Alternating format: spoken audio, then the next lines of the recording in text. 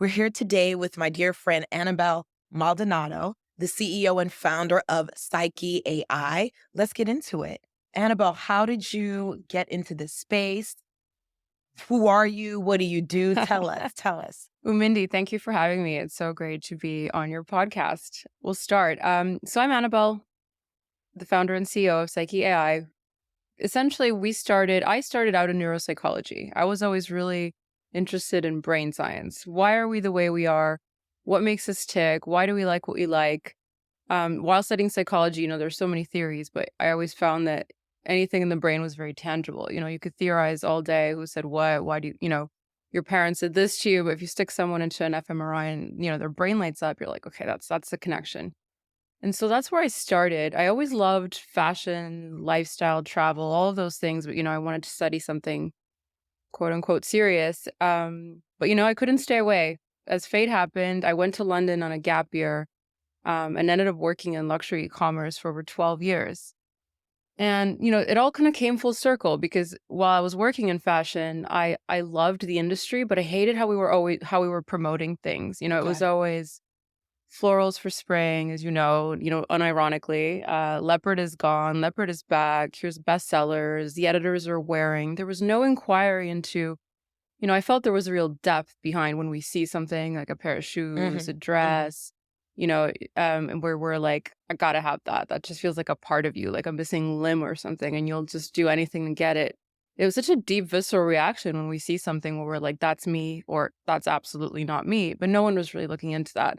And that's when I sort of started looking to my psychology background to establish, why we respond to certain types of aesthetic, developed a framework, and then the tech application happened, which is essentially, the framework of understanding why we wear what we wear, why we like what we like, can be plugged into a recommendation engine to essentially recommend on a more personal level. Okay.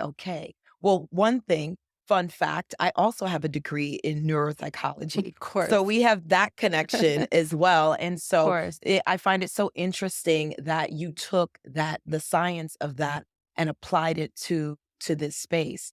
I mean, there's so many opportunities for this to kind of transcend the way, we shop and the way things change. So how does it work? What can a consumer expect? Take us through like a moment, an instance with the technology. Well, I'll tell you a little bit about how we created PSYKHE and how that understanding has been embedded into the tech, and then what Okay. the consumer can come to expect. So, when I first started looking into the framework, I looked at the Big Five model of personality, which is, when scientists look at who are we, like these five traits are essentially the most basic building blocks, right? So openness, conscientiousness, extroversion, agreeableness, and neuroticism. They're basically spectrums, and where we fall on the spectrum kind of, basically translates into a very specific personality code, right? And there are like over 3,000 combinations, which is why it's a good AI problem. It's not something a human's really going to be able to put together, Okay. right? You're high in this and you're low in this, and that's why you hate V-necks and florals.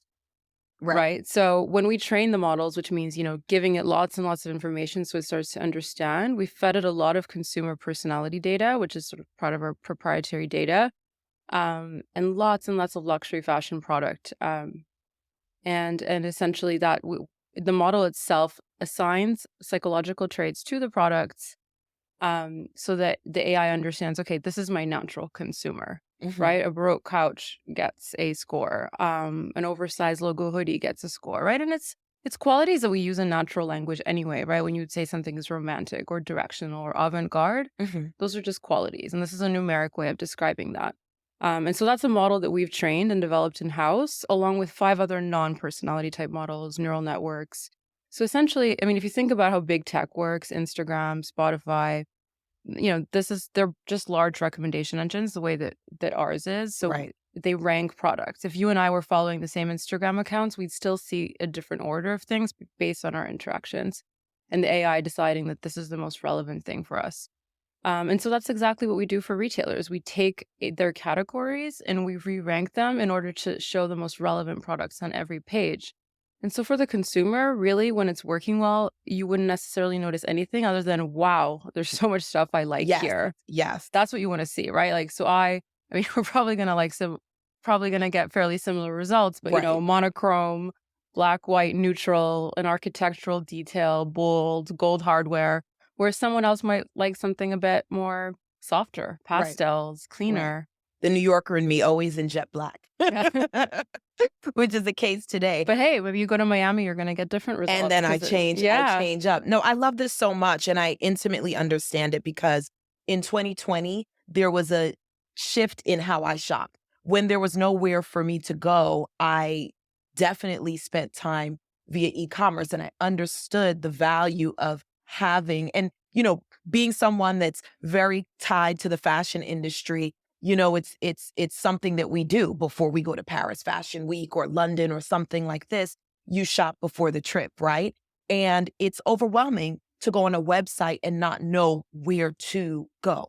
There's so much to see, so much to choose from. And I really shopped through the opportunity, things that were curated for me on platforms, and that's where I shop. And so being able to have that reverberated throughout the industry in a more in-depth way, widespread is really amazing. And so it's an exciting technology to see. How do you think AI in general is going to affect the industry? It's still early adoption right now. Yeah, I mean, just to comment on what you said first about, shopping for a trip and being able to whittle your own curation down. I think that's something that as industry professionals we take for granted because we have such strong awareness, right? We're like, all right, I'm going to, I don't know, Cartagena or Miami, and I'm going to want like these brands and these sizes and these colors and MIDI. We can use all the filters because we have that awareness. But what's interesting is most shoppers don't shop that way. They don't know what they want with that kind of acuity, right? And so we're unburdening them and we're doing that for them. How will AI change the industry broader? I mean, I think it's going to automate a lot of things that should be automated. More than anything, it's going to make us a lot more intelligent through, every part of through, in every single area, right? The fact that, I mean, taking personality and aesthetics aside, I think even just being able to personalize on sizes and price points and being able to show the right things to the consumer from that perspective, and then also taking the intelligence based on now what we know is in demand to inform buying and creative decisions. So is this mostly for multi-brand retailers or sole retailers?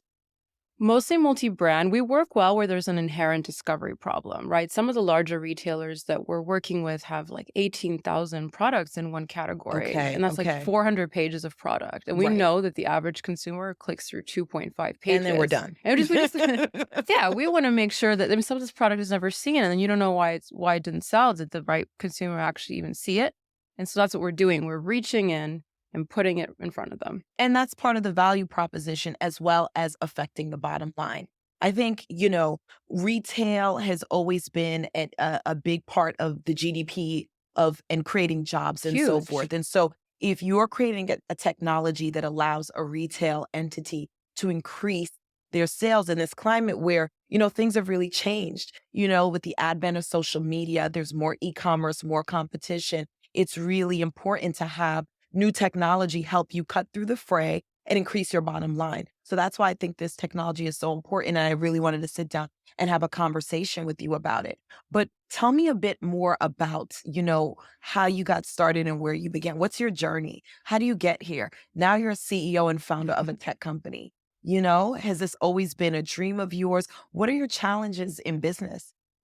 No, I never imagined that I'd be a CEO and founder of a technology company. Really? I was always someone who just, you know, felt very intuitively of whether I'm on my path or not on my path. And I always just followed my curiosity and my obsession. And, it was much like I described it earlier, right? I liked science and I liked the creative. And, in a way, I think it was always my mission to sort of join up these two worlds. I, Right. I think part of the reason why this technology doesn't exist yet is the quantitative and the technical sits very far from the creative and the qualitative, Right. and they don't know how to speak to each other. And I feel like because I've had this really unusual pivot, studying neuropsychology and working in health and then luxury e-commerce, and the people that have sort of, joined us now connect these two worlds. So that's where I got to where I am today.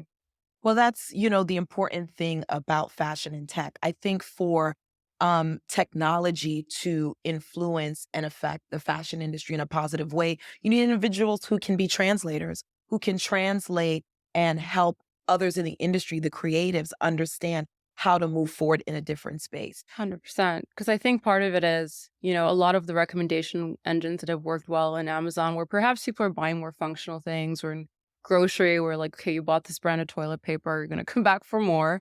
It's not necessarily the same thing, right? Like, you have this black vest, you've got one. You don't necessarily need three other black vests, but if we get the quality of what you like about it, we could recommend so many other things to you. Mhm, mhm. Speaking of Amazon and Google and the Microsofts of the world, is there any apprehension or consideration to how, being a small company compared to them, how that affects your growth? Um, Yeah, I mean, it's an interesting one because they have access to obviously lots of data points, but data alone isn't enough. You have to be able to build it the right way and ask the right questions and have some particular understanding. So we're smaller and we're new, but we've got a patent for our personality model, which is really exciting, which okay, really that's amazing. thank you, which really protects our ability to use psychographic data and personality traits the way that we do that by assigning them to the products to recommend, right? So that's pretty broad, so a huge win for us in the US. And so yeah, we've got the specialist knowledge, right? That and this expert know-how bred out of my experience that's gone into it. So that's what we have. That's I think unique.